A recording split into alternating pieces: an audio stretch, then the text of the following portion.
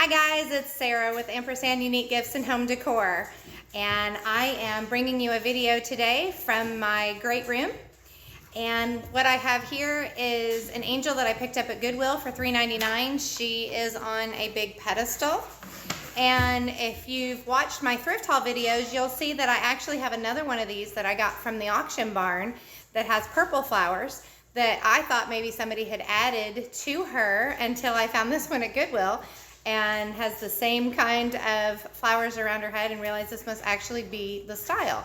But I want to take her off of the pedestal. It looks like it's been, it looks like Gorilla Glue.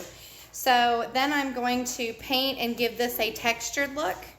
And I'm going to keep the angel. She will go up with my other one, and they will just stay here in my home with decor.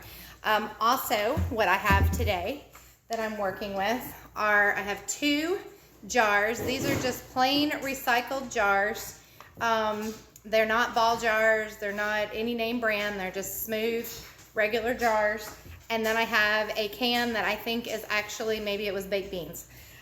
So I'm going to be kind of doing a little bit of a waste not, trash to treasure there with those, using my crockery stamps. So hang out with me and let's see what we can get done here. So I like to clean the jars really well, and I use acetone just on some cotton rounds that I get at the Dollar Tree. And acetone dries really well, and I know that it's going to get rid of any kind of oil or fingerprints or anything, so that my IOD air-dried clay will stick really well to the glass. I don't use any kind of glue. I just stick it right on there. Now this clay is completely safe, and I'm not wearing gloves because there's anything dangerous about the clay. It's the opposite, but I do get it all over my hands, and I discovered how easy it is to clean up if I just wear gloves and take the gloves off. So I worked the clay in my hands to get it soft, to make it a little easier to spread, and then I just begin to press it on the jar, and I will work the edges out. It doesn't have to be very thick for the stamp to work, and I like to get my edges feathered out so that you can't really see where the clay ends and the jar begins. So I just continue to work with that. I use the same process on both jars, and I pick which stamp I'm going to use. And I went with Dijon mustard and one of the marmalade stamps for my two jars, and the potted meats for my can seemed like the perfect one for a can. So how I do it is I press down. Once the stamp is down, I hold it with one hand and then press down with the other. And before lifting the other hand up to do the other side, I make sure that I'm still holding it still. That is so it doesn't move or, smear the letters when you're doing that. So I did something different with my can, and I put some clay around the bottom, just trying to fancy up and disguise my can a little bit better. So using the Bohemia stamp from IOD, I picked these little flower trim, and using the same process where I held it tight with one hand and then pressed all the way around with the other. Then I added a little bit more clay up to the top on that one side so that I could use my potted meat stamp. Using the same process, hold it really well with one thumb and keep it so that it doesn't shift, smearing my letters and getting it all flat. I did accidentally press down on some of the flowers when I was doing that, so I just took my little trim stamp and went back in and helped to reshape some of those flowers that I had. So now we're going to use the Debbie's Design Diary DIY paint. This is my favorite paint. It's clay-based. It covers just beautifully on everything. So you can see how well it just covers that glass with one coat. This paint washes out of your clothes. It just, some of those other paints that are washable, they may come off your brushes and your hands, but this one is just a wonderful all-around paint. You can see I'm kind of feathering it out there again. I found some places when I was painting that looked a little chunky. So I give both jars 2 coats of paint. The second jar I am using Waverly chalk paint in plaster, and I just really wanted to show that you could achieve this look with different types of paint. that it didn't require that you use the DIY brand, that you can also use the Waverly. The third brand is Deco Art Americana. This is the color Carbon. This is an amazing, wonderful black paint. It covers in first coat coverage on almost everything, and it makes a great chalkboard paint. So I do do a lot of things with that paint. So back to my ceramic pedestal here with the angel on it. Took off the flowers. I Googled what removes Gorilla Glue, and it suggested acetone, which of course, how handy is that? I had some right there I was using to clean. And as you can see, when I poured that in between there, she just pretty much fell off in my hand. So using those cotton rounds and the acetone, we cleaned up the rest of the top, and then I am going to make a textured paint with my Debbie's Design Diary DIY paint in weathered wood and just regular baking soda. I buy it in these huge bags in the pool section because I use a lot of baking soda to make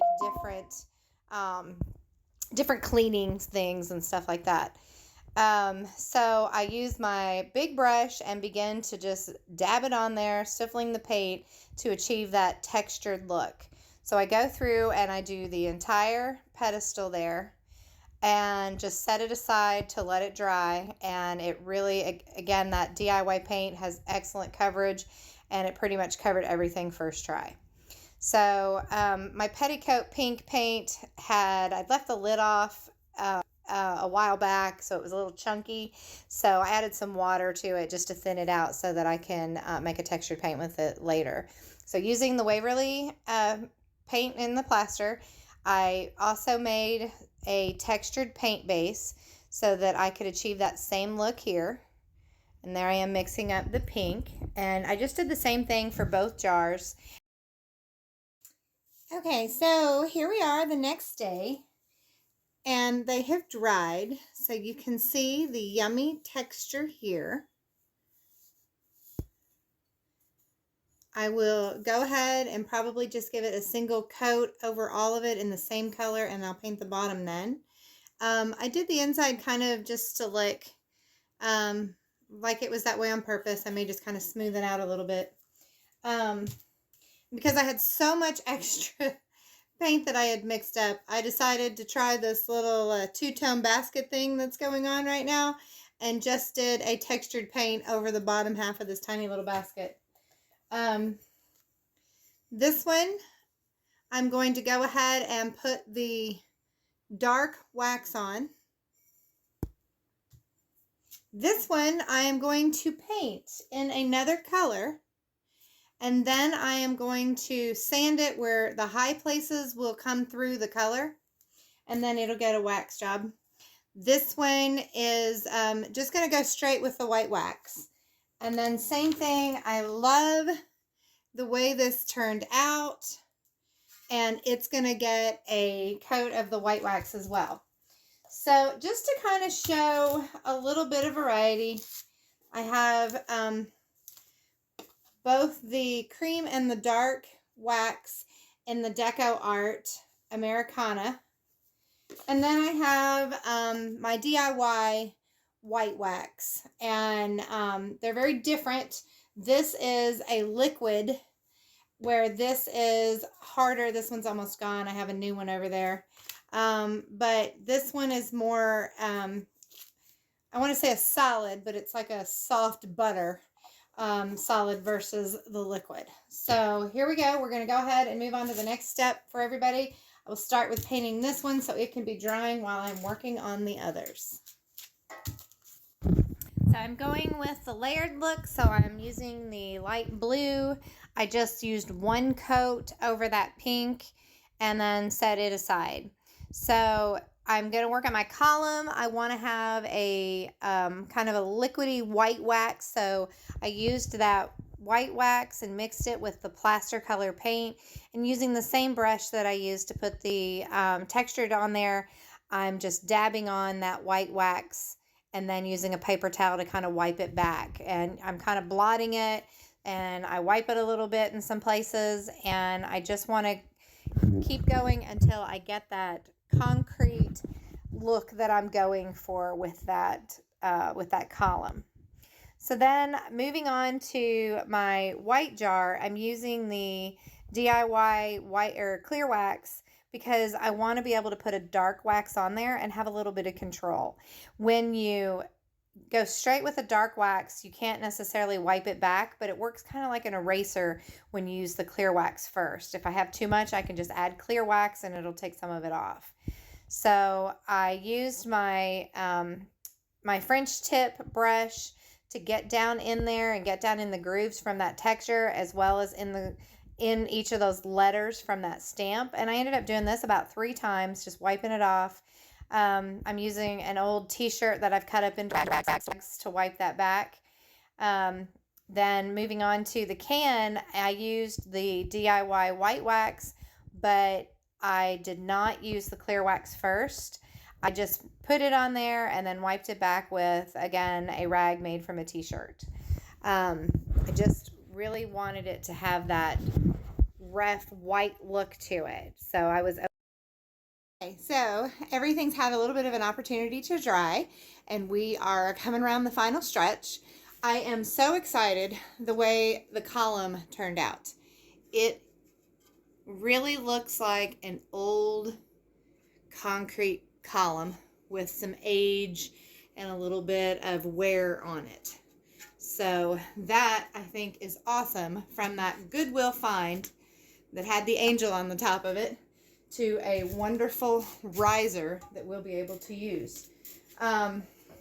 So here is my textured jar. Again, it was just a glass jar. It has the stamp for the Dijon mustard with the dark wax in there.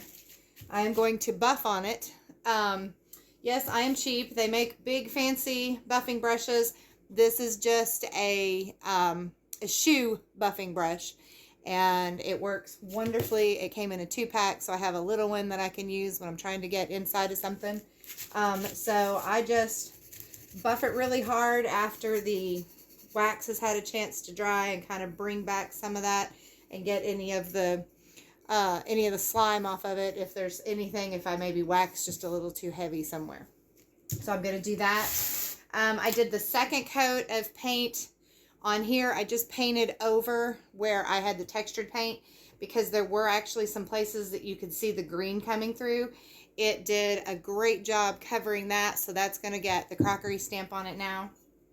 And then I did this one, and this is the one that has the pink under it, and I did the blue over it. So I'm going to sand this and kind of bring back some of that pink, and then we're going to put the white wax over this and bring back that lettering that kind of went away when we added all the layers of paint. The little basket, I wasn't going to do anything else to. I'll just add some greenery and make a little decor. It'll be cute in a tiered basket.